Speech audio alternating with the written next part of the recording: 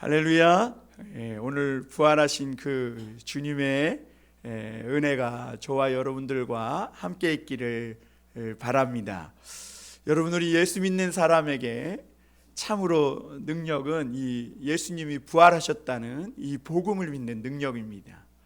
그래서 이 기독교 신앙을 가진 신자들을 사람들은 칼로도 총으로도 심지어 화형시키려고 화형대에 불을 지르고 해도 그 육신은 멸할 수 있었지만 그 영혼에 갖고 있는 그 부활의 소망, 이 생명은 죽이지 못하고 끊어내지 못하고 그 생명이 오늘날 또 이렇게 많은 사람들에게 전파돼서 하나님께 영광 돌리는 이런 삶이 우리에게 오늘까지 이어진 줄 믿습니다. 여러분, 오늘 부활의 새 아침입니다. 많이 침체되고 힘들었던 거 오늘 이 부활의 새 아침에 다 털어버리시고 우리 주님과 함께 새 출발하실 수 있길 바랍니다. 그리고 어제까지 힘들고 어려웠던 거 오늘 우리 주님의 부활의 능력을 믿고 할 수 있다, 주님이 도와주신다, 죽어도 살아난다. 예수님이 말했잖아요. 너희는 죽어도 살겠고 내가 부활이요 생명인 것을 너희가 믿느냐는 거예요. 그러면 너희가 죽어도 살겠고 무릇 살아서 나를 믿는 자는 영원히 죽지 아니하리라. 이 부활의 생명이 오늘 우리 가운데 확신으로 믿어지는 시간이 되길 바랍니다. 오늘 예수님이 부활하셨습니다 라는 제목으로 이렇게 말씀을 나눌 건데요, 여러분, 오늘 말씀을 통해서 우리가 이미 알고 있던 것도 있겠지만 또 새롭게 우리 주님의 부활의 의미를 깨닫고 우리 삶에 적용하며 살 수 있기를 바랍니다. 여러분, 어쨌거나 인간을 가장 슬프게 만드는 것이 있다면 죽음일 겁니다. 얼마 전에 제 동기 목사님 어머님도 돌아가셨는데 그 어머니 죽음 앞에서 좀처럼 눈물을 보이지 않던 이 남자 목사님인데 눈물을 글썽글썽 하더라고요. 물론 우리가 부활의 소망을 갖고 있지만 어머니와의 이별 앞에서는 인간적인 이 슬픔이 있는 것 같아요. 여러분, 사람이 죽으면 몸이 썩어서 다 흙이 되고 그리고 그 사람 존재 자체가 없어집니다. 그래서 한순간 있음에서 한순간에 없음으로 삭제되고 마는 것입니다. 그런데 많은 사람이 이렇게 슬픔과 고통을 안겨주는 이 죽음이 모든 사람들에게 있다는 것을 알면서도 이 죽음을 대비하지 않고 살아가는 사람들이 참으로 많습니다. 혹시 여러분들은 죽음을 준비하고 있습니까? 모멘토 모리라고. 사람은 누구든지 다 죽어야 합니다. 아멘이십니까? 죽기는 싫으시죠? 죽어야 합니다. 이 세상에 어떤 한 사람도 죽지 않은 사람이 없고 또 죽었다가 다시 살아난 사람도 없습니다. 그래서 바울은 죽음에 대해서 이런 고백을 했습니다. 사망아, 너의 이기는 것이 어디 있느냐? 사망아, 너의 쏘는 것이 어디 있느냐? 이렇게 말했어요. 그러니까 바울은 이 사망을, 이 죽음을 어떤 큰 독침을 가진 괴물로 이렇게 표현했어요. 그래서 이 독침을 가진 이 사망은 사람들을 이 독침으로 찔러서 다 죽음으로 끌고 가는 거예요. 그래서 부자도 독침으로 찔러서 죽음으로 끌고 가고, 이 사망이라는 괴물이 이 권력자들도 독침으로 찔려서 끌고 가고, 그리고 노인뿐만 아니라 어린아이들, 젊은이들도 다 이 독침으로 사망은 사람들을 찔러서 이 죽음으로 끌고 가면서 영원한 이 고통과 슬픔을 안겨주고 있다는 것이죠. 여러분, 누구도 이 사망을 이긴 사람이 없고 사망을 이길 수 있는 길을 지금까지 전에까지 예수님이 부활 전까지 열어놓은 사람도 없었습니다. 그런데 앞서 말씀드린 대로 인류 역사상 가장 놀라운 일이 일어났는데, 예수 그리스도께서 죽었다 다시 사심으로 이 죽음을 이기는 그 길을 열어놓으신 것입니다. 많은 사람들에게 공포와 슬픔과 그것도 두려움을 안겨주는 이 죽음을 이 사망을 이길 수 있는 그 승리의 길을 열어놓으신 분이 예수님이신 줄 믿습니다. 여러분, 이것은 인류에게, 그리고 오늘 저와 여러분들에게 가장 기쁜 소식입니다. 야, 내가 빚 다 갚았어. 좋은 소식이죠. 야, 내 당뇨병을 치료할 수 있는 약이 있대. 엄청 좋죠.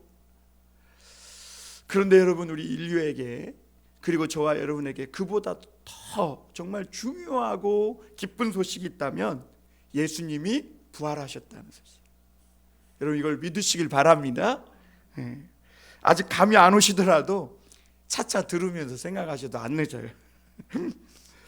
여러분, 예수님의 부활은 그래서 이 예수님의 부활을 다시 믿지 않는 사람들은 살 수 있는 길이 없어진 것이죠. 그냥 한평생 인생으로 끝나고 마는 것입니다. 그래서 여러분, 예수님이 이 부활하셨다는 이 소식은 저와 여러분들에게 가장 놀라운 소식이고, 그리고 우리는 이 부활을 통해서 내가 장차 미래가 어떻게 될지를 우리는 알 수도 있고 깨달을 수도 있다고 오늘 성경은 말씀해 주고 있는 겁니다. 먼저 우리가 오늘 말씀을 통해 생각해 볼 것은 예수님이 부활했을 때의 그 역사적 정황에 대해서 한번 말씀을 보겠습니다. 예수님은 인류의 역사상 유일하게 죽었다가 다시 살아나신 분입니다. 그 예수님의 이 부활은 죽음의 정체가 뭔지, 많은 사람들이 죽음학을 강의하긴 하지만 죽은 이후의 세계가 무엇인지를 우리 인간에게 알려주고 있다는 겁니다.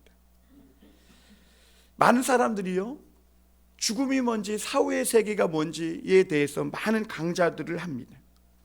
그런데 여러분, 사람들이 그런 많은 말을 떠들어 봐야 그것은 하나의 개인 의견이고 막연한 추측에 불과합니다.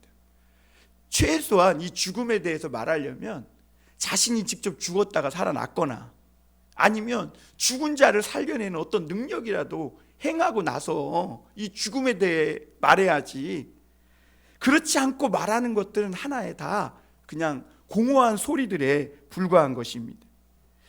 오늘 말씀은 예수님께서 죽은 뒤에 다시 살아나신 이 부활의 역사적 정황에 대해서 먼저 말씀하고 있는데요. 여러분, 유대인의 이 안식일은 금요일 해질 때부터 토요일 해질 때까지. 그래서 오늘날 요즘 결혼식이 해질 때 저녁에 하는 것이 유행이잖아요. 왜 그렇게 됐냐면 이 유대인들은 이 해질 때가 하루가 시작하는 날이거든요. 그런데 그런 문화들이 어느 날 우리나라에도 들어와서 믹스되면서 퇴근 후에 이제 결혼식 참석하기가 좋으니까 이런저런 상황을 고려해서 해질 때 이제 결혼식 하는 사람들도 많아졌더라고요. 그런데 유대인들의 이 안식일, 유대인들은 이 안식일을 꼭 지키잖아요. 그 날이 금요일 해질 때부터 토요일 해질 때까지입니다. 그런데 여러분, 예수님은 이 금요일 해질 때가 얼마 남지 않은 그 시간에 오후에 돌아가셨거든요. 그러니까 여인들은 이 아직 해가 남아 있을 때 예수님의 시신에 향유라도 발라 드리려고 급히 가서 가게에 가서 향유를 사다가 해가 떨어진 후에 집에서 안식을 취했던 겁니다. 왜냐하면 당시 예수님의 시신은 십자가에 못 박혀 죽었기 때문에 누구도 예수님의 장례를 함부로 치를 수가 없었어요. 그래서 예수님의 시신은 그저 이렇게 방치되어 있을 수밖에 없었는데, 아리마대 사람 요셉이 자기의 죽음을 위해 준비했던 그 새로운 아주 좋은 무덤을 이 예수님의 장례를 위해 내놓음으로써 거기에 예수님이 장사되었던 것을 보게 됩니다. 그래서 안식일을 지키는 동안은 이 사람들은 아무것도, 유대인들은 할 수가 없기 때문에 이 미리 가서 준비했다가 이 여인들은 안식일이 끝나는 그 새벽, 해가 뜨기 직전 그때 무덤에 가서 이 막달라 마리아와 다른 마리아가 예수님의 시신에 향유를 바르려고 무덤에 찾아갔던 것을 오늘 말씀해 주고 있습니다. 1절 한번 볼까요? 다시 28장 1절입니다. 안식일이 다 지나고 안식 후 첫날이 되려는 새벽에 막달라 마리아와 다른 마리아가 무덤을 보러 갔더니 이렇게 말합니다. 여러분, 장례를 우리가 아마 여러 번 치러 보셨을 거예요. 부모님 장례도 치러보고 뭐 다른 분 장례 치르는 것도 보고. 그런데 여러분, 장례를 치르다가 요즘은 간소해졌지만 옛날에는 아주 복잡했지 않습니까? 그런데 이 장례를 치르다가 어떤 순서가 하나 빠졌다고 해가지고 다시 시신을 관에서 꺼내가지고 그 순서를 하고 뭐 이러지는 않잖아요. 그냥 장례가 치러지고 그 순서를 못했더라도 땅에 묻히면 그것으로 그 장례는 끝이 나게 마련입니다. 그런데 오늘 이 두 여인은 장례가 다 끝났어요. 그런데 예수님의 몸에 향유를 바르지 못했다고 무덤에 찾아갑니다. 여러분, 장례가 끝났어요. 그런데 예수님의 향유에 무덤을 바른다고 해서 뭐 예수님이 다시 살아나는 것도 아니고, 또 예수님의 이 무덤은 큰 돌로 막아가지고 군병들이 지키고 있었어요. 왜냐하면 예수님이 믿는 제자들이 예수님 시신 훔쳐다가 예수님이 부활하셨다고 막 이렇게 거짓 소문을 퍼뜨릴까봐 아주 군병들 중에 요즘 말로 말하면 특공대와 같은 이런 군병들을 무덤 앞에 이렇게 탁 지키고 있게 했어요.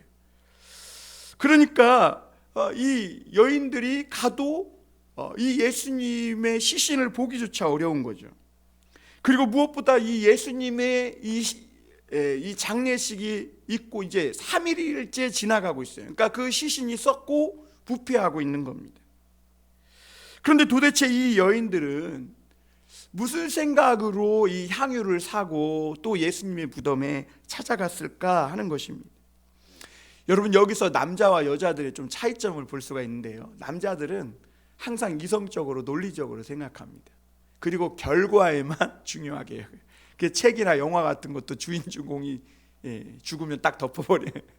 그런데 여자들은 어때요? 중요한 것이 이 감정적이거든요. 그러니까 여인들은 이 결과보다는 과정을 아주 중요하게 해요. 그러니까 어떻게 죽었느냐. 그래서 여성들은 막 어떻게 죽었는지 막 상황을 막 질질 끌고 막 하면서 눈물 질질 짜면서 그걸 봐요. 남자들은 답답해 죽죠. 아유, 이제 죽었는데 이제 책 덮고 끝내야지 뭐 이렇게 질질 끄냐고. 이게 조금 다른 것이죠, 남자와 여자가. 그러니까 여러분, 오늘 예수님의 제자들은요, 예수님의 무덤에 아무도 안 찾아와요. 남자들은 야, 이제 끝났다는 거예요. 예수님 죽었는데 우리의 소망도, 우리의 이제 어떤 기대도 끝났다. 야, 이제 우리는 살 길 찾아야지.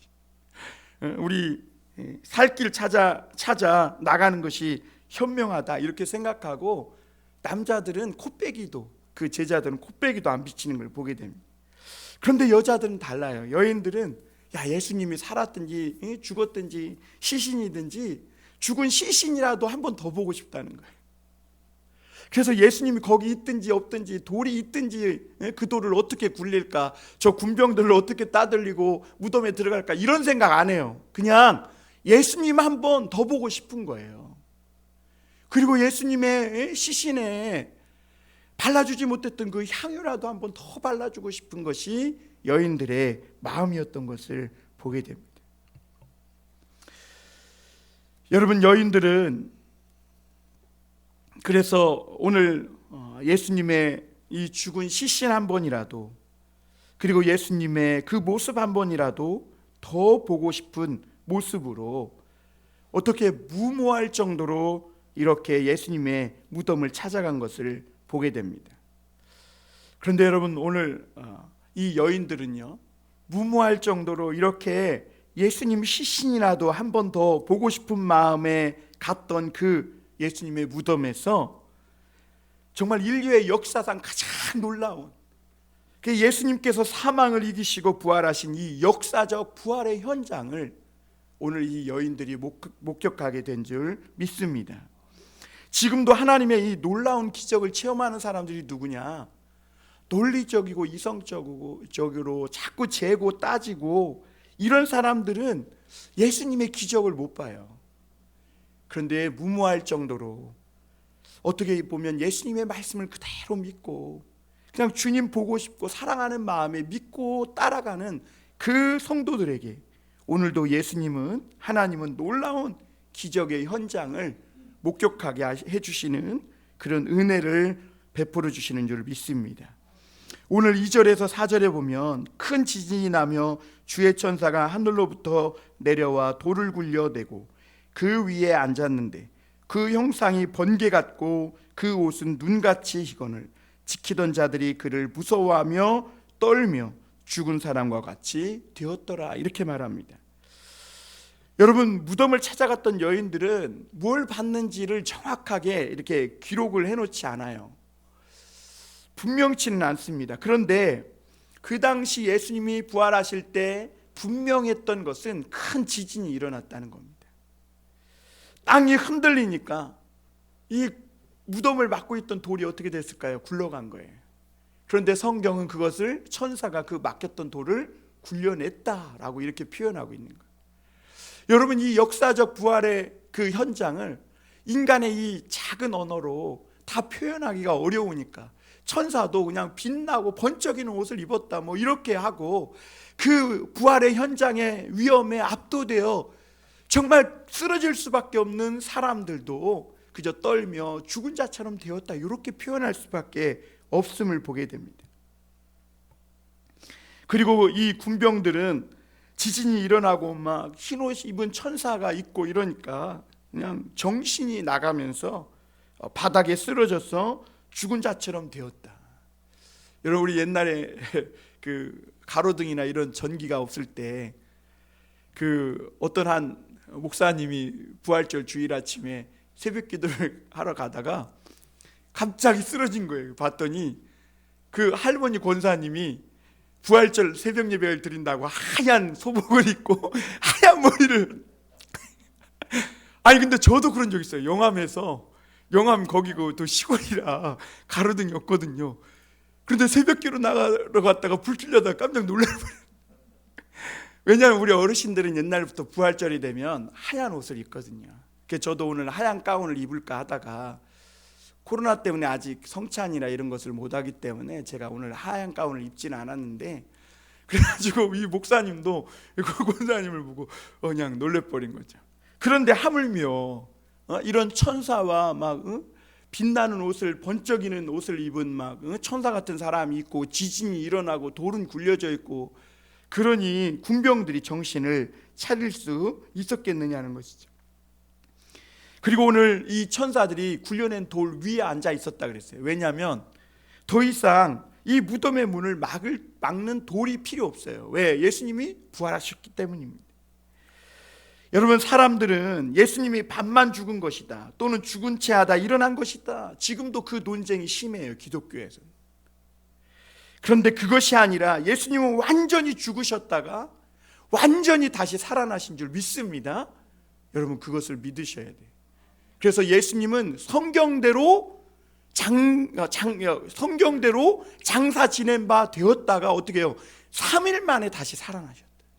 그러니까 예수님이 죽은 척 했다가 아니면 반만 죽었다가 다시 소생한 것이 아니라 예수님은 완전히 죽으셨다가 완전히 다시 살아나셨고, 하늘과 땅의 어떤 권세도 이 예수님이 다시 사는 이것을 막을 수가 없었음을 오늘 성경은 우리에게 가르쳐주고 있는 거예요. 여러분, 예수님은 오늘 하나님의 큰 능력으로 죽음에서 일어나시고 부활하신 줄 믿습니다. 그래서 여러분, 예수님의 부활은 너무도 아름답고 놀랍습니다.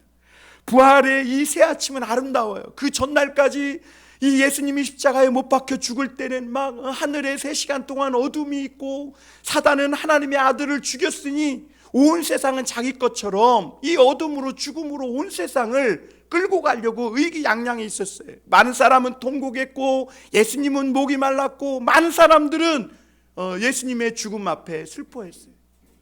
그런데 똑딱똑딱 3일이 지나고 이 새벽에 예수님이 그 모든 사망의 권세, 어둠과 모든 고난과 고통의 슬픔을 이기시고 부활한 줄 믿습니다. 그리고 빛나고 번개 같은 옷을 입은 천사들이 나타나서 막 무덤 문을 열어주고 부활의 현장인 이 무덤의 그 앞을 이 천사들이 지키고 있는 겁니다. 여러분, 이 영광스러운 예수님의 이 부활의 그 새벽을 상상해 보십시오. 이제는 모든 어둠의 죽음의 먹구름이 걷히고 빛나는 영광으로 이 생명의 빛으로 예수님이 부활하시고 온 인류의 죽음의 공포 속에 떨며 두려워하는 인류에게 오늘 이 부활의 소망을 주신 줄 믿습니다.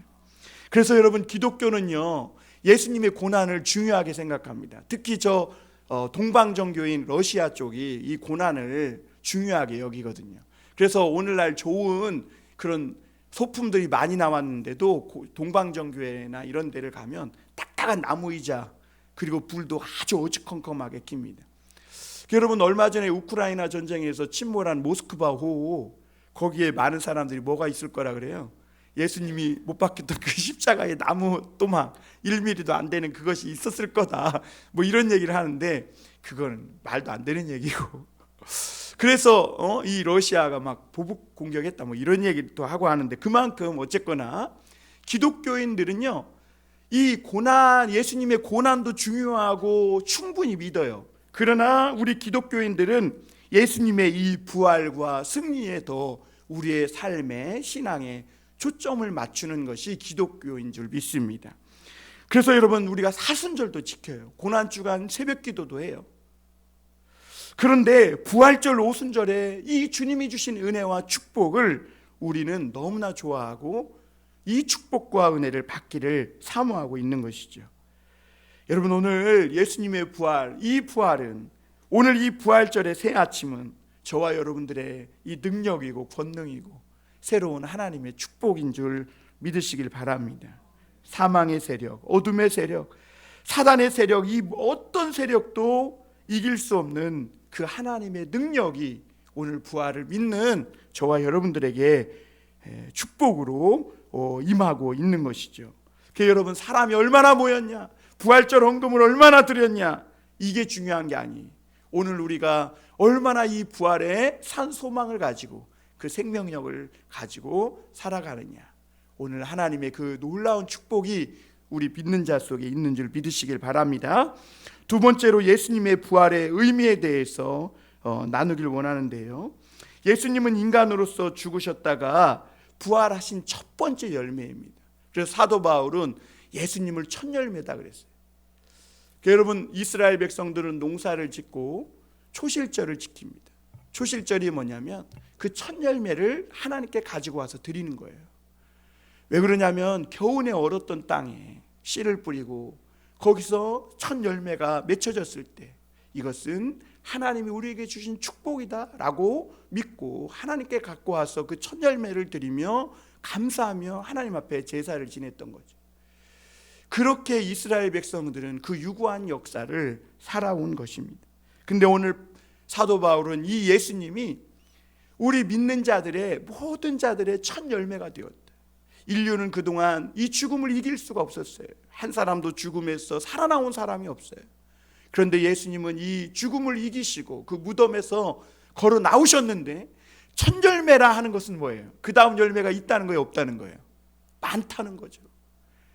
여러분, 첫 열매를 많이 드립니까? 아니죠. 첫 열매는 그냥 한 단 갖고 오는 거잖아요. 그리고 나머지는 누구 거예요? 다 내 거예요. 하나님이 그런 축복을 주시는 거예요. 예수님이 이렇게 죽음을 이기시고 부활했다면 이제는 예수님 믿는 사람들 안에서 사람들은 누구나 다 이렇게 예수님처럼 부활의 열매로 하나님 앞에 드려질 수 있다는 것을 우리에게 말씀하고 있는 것입니다. 여러분, 예수님은 사망 앞에서 비굴하게 살아난 게 아니에요.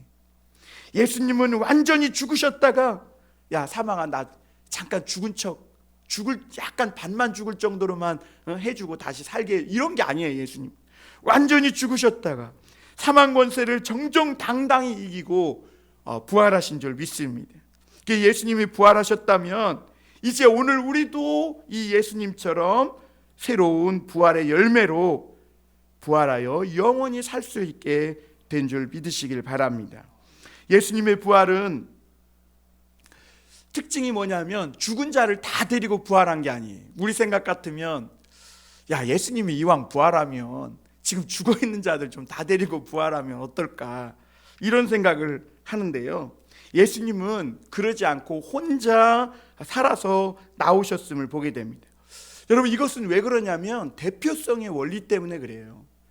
이 대표성이 원리라는 것이 뭐냐면, 이스라엘 백성들은요, 레위기를 보면 1년에 한 번씩 지성소에 들어가서 대제사장이 대속죄일에 이 피를 뿌리는 의식을 행합니다. 이것을 7월 15일 대속죄일이라 그러거든요. 그래서 이 새벽기도 때 아마 레위기를 그때 말씀을 들은 분은 기억나실지 모르겠어요. 그래서 이렇게 대제사장이 1년에 한 번 성전의 지성소에 들어가서 이 속죄의 피를 뿌릴 때, 그때 이스라엘 백성들의 생명이 1년 갱신되어서 더 살 수 있게 되었다는 것을 표시하는 것이죠. 그런데 아무리 대제사장이라도요, 흠이 있으면 이 지성소에 들어가서 죽게 됩니다. 그럼 어떻게 해야 돼요? 밧줄로 끌어내야 됩니다. 그리고 나서 이 이스라엘 백성들은 하나님께서 자기들의 죄를 용서해 주시지 않았다고 이렇게 느끼게 됩니다. 그래서 이스라엘 백성들은요, 이 대속죄일의 가장 중요한 관심사가 뭐냐? 대제사장이 이 지성소에 들어가서 그 피 뿌리는 속죄의 의식을 다 행하고 다시 살아나오냐 안 나오냐 그 문만 바라보고 있는 거예요. 왜? 이 대제사장이 그 속죄의 피를 뿌리고 나오면 자기들의 죄를 하나님께서 용서해 주신 것이고, 만약에 살아나오지 못하면 자기들의 죄를 용서받지 못한 것이기 때문에 그래요. 여러분, 예수님은 이 십자가에서 죽으신 후에 하늘 지성소에 올라가신 거예요. 그리고 거기서 우리를 위한 완전한 속죄의 피를 뿌리시고 당당히 이 무덤에서 다시 살아서 돌아오신 분이신 줄 믿습니다. 그러니까 예수님의 보혈, 이 십자가가 저와 여러분들의 죄를 완전히 해결했음을 주님은 말씀해 주고 있는 것이죠. 사람들은 노화 현상 때문에 죽는 것이 아닙니다. 죄 때문에 죽는 것이라고 말씀하고 있습니다. 그런데 예수님은 오늘 하늘 지성소에 올라가셔서 우리 죄에 대한 이 완전한 용서를 하나님께 다 받아내시고, 그리고 우리에게 다시 살아서 돌아오신 것입니다. 그래서 사도 바울은요, 그리스도께서 무덤에서 다시 살아나오지 못했다면 우리 믿음도 헛것이라 그랬어요. 졸려 죽겠는데, 오늘 예수님이 살아나오시지 못했다면 졸려 죽겠는데 우리 여기서 앉아서 예배드리고 막 헌금하고 선교하고 이거 다 헛된 짓이다, 쓸모없는 짓거리 하는 거라. 예수님이 살아나오지 못했다면, 예수님이 무덤에서 살아나오셨기 때문에 모든 믿는 자들의 이 죄가 완전히 씻겨지고, 하나님은 그 예수님의 속죄의 피를 받아 우리 죄가 다 청산되었음을 인증해 주시고 그 승리를 받아서 저와 여러분에게 돌아오신 줄 믿습니다. 여러분, 예수님의 무덤은 비어있는 무덤입니다. 예수님은 부활하시고 하나님 보좌 우편으로 올라가셔서 온 세상을 다스리고 계시기 때문입니다. 그러므로 여러분, 이 세상에 일어나는 어떤 일도 주님의 허락 없이는 일어날 수 없다고 말씀합니다. 그리고 세계 역사를 보면요, 예수님이 이 세상을 통치할 때 어떻게 통치하냐? 인간의 자유가 점점 많아지는 쪽으로 이 역사를 만들어가요. 그래서 예수님은 이 땅에 노예제도도 없애시고, 그리고 모든 봉건제도 무너지게 하시고, 모든 인간의 자유를 억압하고 압제하는 모든 것들을 주님께서는 점점 더 자유가 많아지는 쪽으로 발전해 가도록 이끄시고 있음을 보게 됩니다. 그래서 사람들은 이것을 역사의 발전이라고 해요. 그냥 역사의 발전이다. 그러나 여러분, 오늘 이것은 예수님의 인류를 다스리는 통치 방식이라는 겁니다. 여러분, 오늘날 북한과 같은 특별한 몇몇 나라 빼고는 우리가 건강하고 정말 물질만 좀 있으면 우리가 하고 싶은 모든 것을 마음껏 할 수 있는 자유가 보장되고 있음을 보게 됩니다. 그리고 또 한 가지, 예수님이 이 세상을 통치하는 방식은 교회를 주님께서 직접적으로 다스리시면서 교회에게 부흥과 이 은혜를 부어주셔서 이 세상을 다스린다는 것. 여러분, 사람들은 정치가 세상을 위해 많은 일을 할 수 있을 거라고 생각해요. 여러분, 얼마 전에 또 세월호 기념주기라 해서 4.16 막 했잖아요. 여러분, 정치가 뭘 하겠어요? 그 바닷물에 빠져가는 배 한 척도 못 건지고 거기에 죽어가는 어린 생명 하나도 못 건지는 거예요. 정치는. 오히려 여러분, 교회들이 세상에서 할 일이 많은 거예요. 오늘 믿는 자들이, 기도하는 자들이 예수님의 이 부활의 소망을 믿고 이 긍정의 생명의 에너지를 믿고 살아가는 성도들이 오히려 이 어두운 세상에서 어둠을 몰아내고 악을 몰아내고 해야 할 일들이 훨씬 더 많다는 것을 여러분 잊지 마시길 바랍니다. 정치인들을 기대할 거 없어요. 오늘도 이 세상 구석구석에서 예수님의 이 부활의 소망을 믿고 살아가는 하나님의 사람들이 세상을 밝게 만드는 그런 놀라운 일들을 행하고 있는 것이죠. 그리고 부활을 통해 예수님의 모든 말씀이 사실이라는 것이 입증되었음을 의미합니다. 예수님은 자신이 말씀하셨던 대로 정말 죽은 자 가운데서 살아나셨어요. 이건 뭘 의미하느냐? 지금까지 주님이 말씀하신 모든 것은 사실이라는 거예요. 만약에 예수님이 죽은 자 가운데서 살아나시지 못했다면 예수님의 가르침, 예수님이 지금까지 하신 말 다 공허한 이론에 불과한 거예요. 이론에. 그런데 예수님이 죽은 자 가운데에서 살아나심으로 지금까지 예수님이 행했던 하나님 나라에 대해서 이야기하고 천국과 지옥이 있음을 이야기하고 이 모든 것이 사실이라는 거예요. 그리고 예수님은 분명히 천국과 지옥이 있다고 말씀하셨어요. 그래서 인류의 마지막 때 이 역사의 심판 앞에 모든 사람이 다 서게 될 것인데 그때 인간은 영원한 영생과 아니면 영원한 지옥으로 그 운명이 갈라진다고 말씀하고 있습니다. 오늘 예수님의 부활에서 놀라운 점은 예수님의 이 부활하는 순간을 본 사람이 없다는 거예요. 오늘날처럼 CCTV가 있어서 깜빡깜빡하면 예수님이 어떻게 부활했는지 딱 동굴 안에 CCTV 달아가지고 볼 수 있었을 텐데 그때 왜 그런 게 안 나왔느냐 참 아쉬워요. 그리고 예수님이 부활하셨을 때 옷이 이렇게 개켜 있었다 그랬는데 그게 아니라 예수님 몸만 빠져나간 겁니다. 그러니까 예수님을 장사 지내냐고 뚫뚫뚫뚫 말고 있던 그 모든 것이 그대로 그 곳에 놓여져 있었던 것이죠. 사람들은 이런 현상을 이해하지 못해요. 그러니까 천사가 이 모든 것을 그 여인들에게 설명해 주고 있는 거죠. 십자가에 못 박힌 예수가 여기 계시지 않고 그 말씀하셨던 대로 다시 살아나셨느니라. 여러분, 예수님은 부활하신 후에 또 행하신 일이 총독 빌라도나 자신을 십자가에 넘겨준 대제사장이나 자기의 뺨을 때리고 막 침을 뱉은 이런 군병들을 찾아가지고 무섭고 막 두렵고 떨리게 만든 게 아니라 예수님은 오히려 지극히 높은 하나님 보좌 우편에 앉으셨다 그랬어요. 그리고 이제는 이 예수님께 이런 행악자들, 이런 악한 자들이 예수님께 가까이 올 수도 없고 건들 수도 없는 그런 자리로 가신 것이죠. 그리고 오늘 우리 믿는 자들에게 이 부활의 복음을 맡겨주신 줄 믿습니다. 우리 5절 6절 한번 같이 읽어볼까요? 한번 다 같이 읽어보겠습니다. 시작. 천사가 여자들에게 말하여 이르되 너희는 무서워하지 말라. 십자가에 못 박힌 예수를 너희가 찾는 줄을 내가 아노라. 그가 여기 계시지 않고 그가 말씀하시던 대로 살아나셨느니라. 와서 그가 누우셨던 곳을 보라. 여러분, 예수님의 부활은요, 나사로가 죽었다가 살아난 것처럼 죽기 전의 상태로 다시 부활하신 것이 아니라는 것을 말해줍니다. 예수님의 부활은 무엇인가? 앞서 말씀드린 대로 완전히 죽었다가 완전히 다시 사신 것인데, 예수님이 부활했을 때는 죽기 전에 그 몸이 아니라 완전히 다른 재질, 아프지도 않고 죽지도 않고 늙지도 않는 완전히 새로운 몸으로 부활하셨다고 말씀하고 있습니다. 여러분, 죽기 전의 모습으로 다시 살아난 것은 뭐예요? 소생이죠. 그러나 예수님은 죽기 전과 완전히 다른 모습으로 사셨는데 그것을 성경은 부활이라고 합니다. 그래서 예수님이 부활하셨을 때 복음서를 보면요, 제자들이 예수님을 잘 못 알아봤어요. 여러분, 예수님과 3년 반 동안이나 동고동락했는데 예수님이 나타났는데 못 알아본다고요?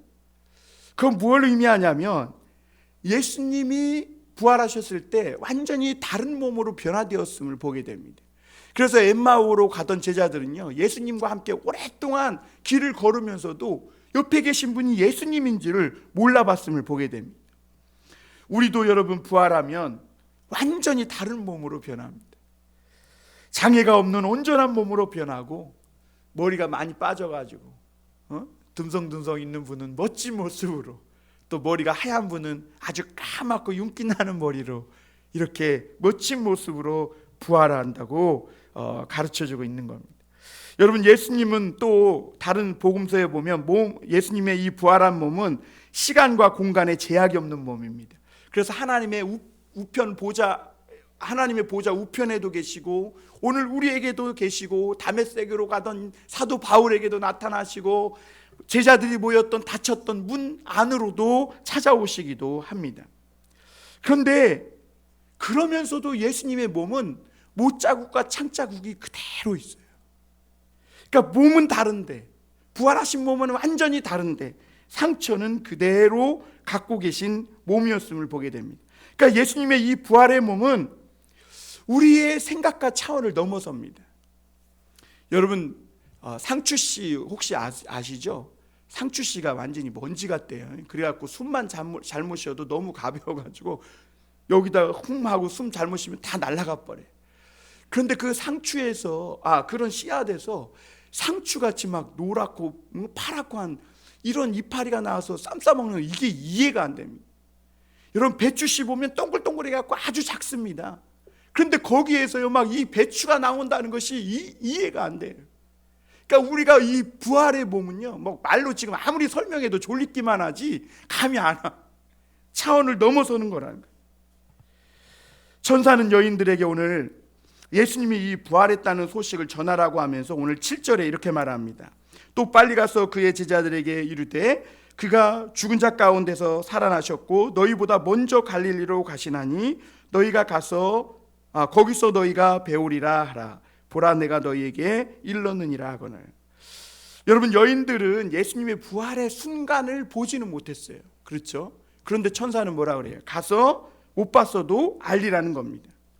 여러분, 이스라엘은 50년이 되면요 희년이 됩니다. 희년은 뭐냐면, 희년이 50년이 되면 모든 부채가 탕감되고, 그리고 모든 잃어버렸던, 그러니까 돈이 부족해갖고 가난해서 조상들의 땅을 팔아먹었던 땅도 회복되고, 심지어 노예로 팔려갔던 사람도 그 노예에서 다 해방되는 날이 희년입니다.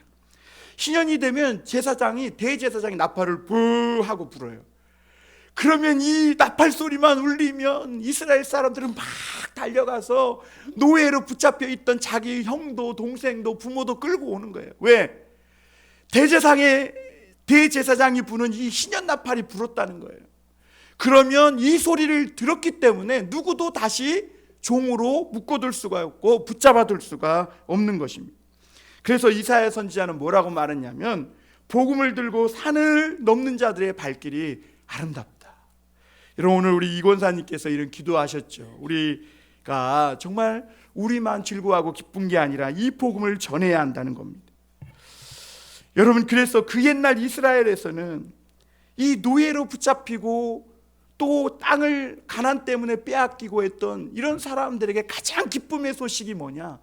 대제사장의 이 희년 나팔 소리가 가장 기쁜 좋은 소식이었던 겁니다. 여러분, 오늘 우리에게 기쁜 소식은 뭘까요? 예수님이 부활했다는 이 소식인 줄 믿습니다. 네. 그래서 누구든지 예수님이 이 부활하셨다는 소식을 듣고 믿기만 하면 죄 사망에서 막 풀려나고, 지금까지 눌리고 침체되어 있던 모든 것에서 풀려나는 놀라운 역사가 나타나는 줄 믿습니다. 그래서 예수님은 천사를 통해 너희가 가서 예수님이 부활했다, 이것을 전하기만 하라는 거예요. 너희가 봤든지 못 봤든지, 그들이 듣든지 안 듣든지 일단 전하기만 하라는 겁니다. 예수님이 부활했다는 거예요. 그러면 거기에서 능력이 나타났다는 거예요. 오늘날 선교사님이 해외 나가서 뭐 하는 걸까요? 예수님이 부활했다, 이 소식 전하는 것입니다. 그래서 여러분, 오늘 우리가 해야 할 일은 예수님이 부활했다는 이 말씀을 계속해서 증거해야 될 줄 믿습니다. 복음 전도가 뭐예요? 예수님이 부활하셨다는 거예요. 그래서 이 복음을 전하면 전할수록 눈먼 자들이 보게 되고, 저는 자들은 뛰게 되고, 억눌렸던 그 사람들은 눌렸던 모든 곳에서 풀려나서 자유케 되는 줄 믿습니다. 여러분들의 입술이 예수님이 부활했다라는 것을 증거하기만 하면, 여러분의 입술을 통해서 예수님의 부활이 증거되는 그곳에 하나님의 이런 역사가 나타나고, 그래서 오늘날 교회가 생기고 우리가 하나님께 예배를 드리고 이렇게 놀라운 하나님의 역사가 일어나는 줄 믿습니다. 오늘 마지막으로 한 가지 잠깐 더 볼 것은, 부활하신 예수님은 이 여인들을 처음으로 만나 주셨다는 겁니다. 오늘 8절 9절을 한번 같이 읽어볼까요?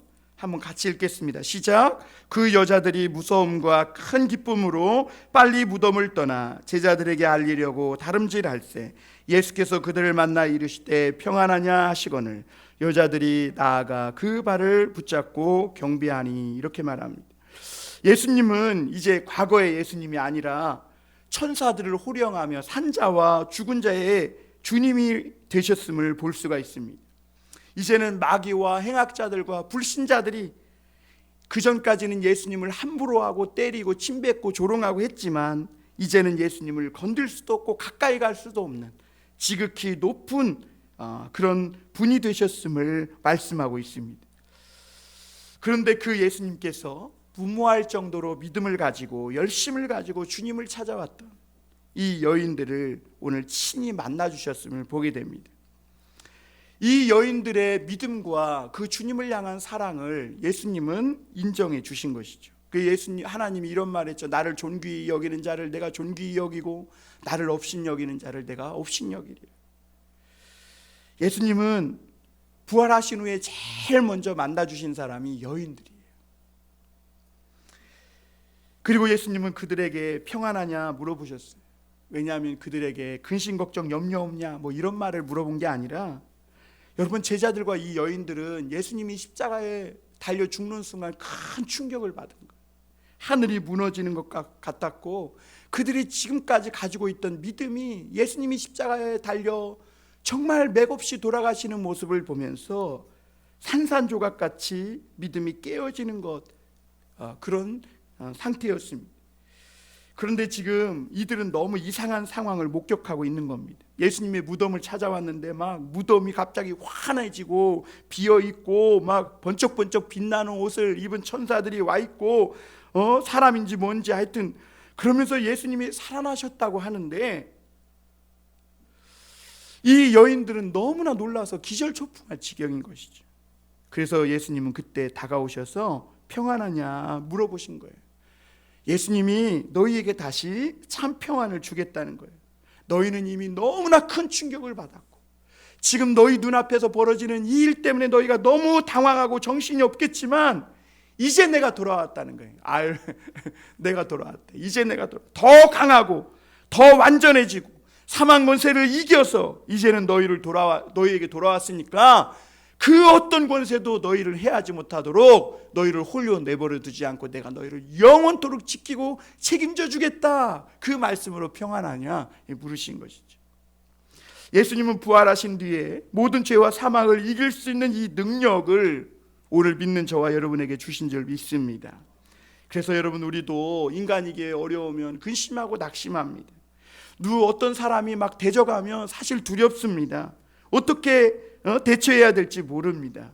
그러나 주님께서는 우리 안에 이 부활의 능력을 점점 커지게 하셔서 모든 불안과 두려움 몰아내고 오늘 이 부활의 능력을 힘입어 감사하고 승리하며 살게 해 주시는 줄 믿습니다. 10절을 우리 한번 다 같이 한번 읽어볼까요? 시작.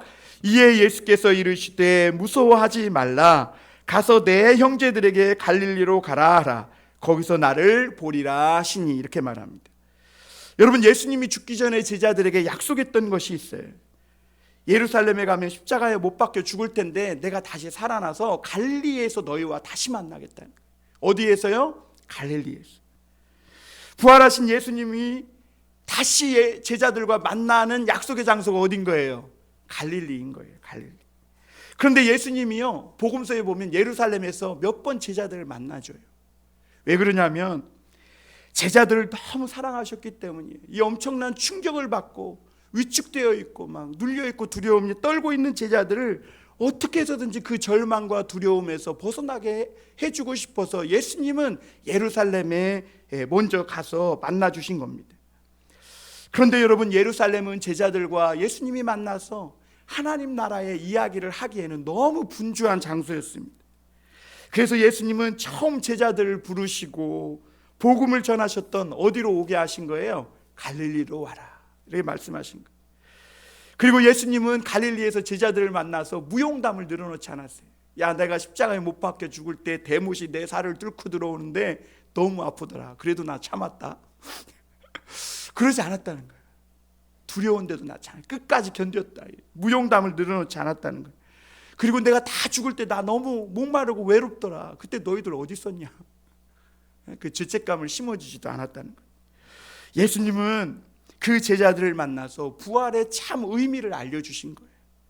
그리고 하나님 나라가 너희에게 임했다는 거, 그리고 또 한 가지는 이 부활의 큰 능력과 축복이 이제 너희들에게 있다, 요거를 제자들에게 갈릴리에서 만나서 알려주신 거죠. 예수 믿는 사람들은 오늘 눈에 보이지 않는 이 세계를 보고 살아야 될 줄 믿습니다. 눈에 보이는 세계만 본다면 오늘 우리가 예수님 믿는다고 하지만 안 믿는 사람과 똑같이 살 것 아니겠습니까? 예수님께서 제자들을 갈릴리에서 만나자고 하신 것은 사람들이 보지 못하는 이 죄와 사탄을 이기는 이 믿음의 세계를 볼 수 있도록 그들의 눈을 열어주고, 또 우리 모두를 영원히 살리기 위한 이 복음을 온 세상에 전하게 하기 위함인 줄 믿습니다. 예수님이 부활하시기 전에 그럴 때는 세상이 전부였어요. 그냥 이 한 몸뚱이 편하게 살고 사는 것이 전부였어요. 그런데 예수님을 만나고 나니까 이제 우리가 이 썩을 몸을 가지고 하나님 앞에 씨앗으로 심을 때 하나님은 썩지 않는 영원한 영광의 몸으로 다시 입혀주시는구나. 마치 우리가 씨앗을 심을 때는 동글동글해 갖고 여기에 무슨 배추가 있고 무가 있을까 싶을 만한 그런 씨앗을 심지만 때가 되면 하나님이 꽃이 피고 배추가 되고 열매가 되고 하시는 것처럼, 하나님은 오늘도 우리가 이 세상이 전부가 아니라고 말씀하시면서 갈릴리에서 만나자, 갈릴리에서 만나자. 그리고 거기서 우리가 하나님 나라에 대해서 한번 모의해보자, 상의해보자. 그리고 이 어두운 세상에, 예수님을 십자가로 못 박아간 이 사탄이 지배하는 세상에 이 하나님의 나라를 우리 함께 만들어가자. 너 이 일에 함께하지 않을래? 주님이 지금 그러기 위해서 만나주신 것이죠. 오늘 우리가 살아가는 사회는 굉장히 불안합니다. 그럼에도 불구하고 우리는 또 조금 괜찮아지면 또 육신대로 막 이렇게 삽니다. 예수님은 오늘 우리에게 그런 세상을 이기는 평안을 주셨다고 말합니다. 이 부활의 능력이 코로나도 이기고 전쟁도 이기고 분열과 상처도 이기고 승리하게 하실 줄 믿습니다. 사랑하는 성도 여러분, 오늘 우리 봉담 선한목자교회가 이제 3년째를 접어드는데 예수님이 부활하셨다는 이 복음을 계속 전하시길 바랍니다. 주님은 십자가에 못 박혀 죽고 그걸로 끝이 난 게 아니고 다시 살아나셨고 하나님 보좌 우편에 계시고 그리고 또 우리 안에도 와서 계시다는 이 복음을 전해서 모든 억눌림과 두려움에서 저와 여러분이 벗어날 뿐만 아니라 또한 사단의 모든 시험에 눌려있는 그런 많은 사람들을 주께로 인도하는 그런 우리 모두가 되기를 주님의 이름으로 축원합니다. 기도하겠습니다.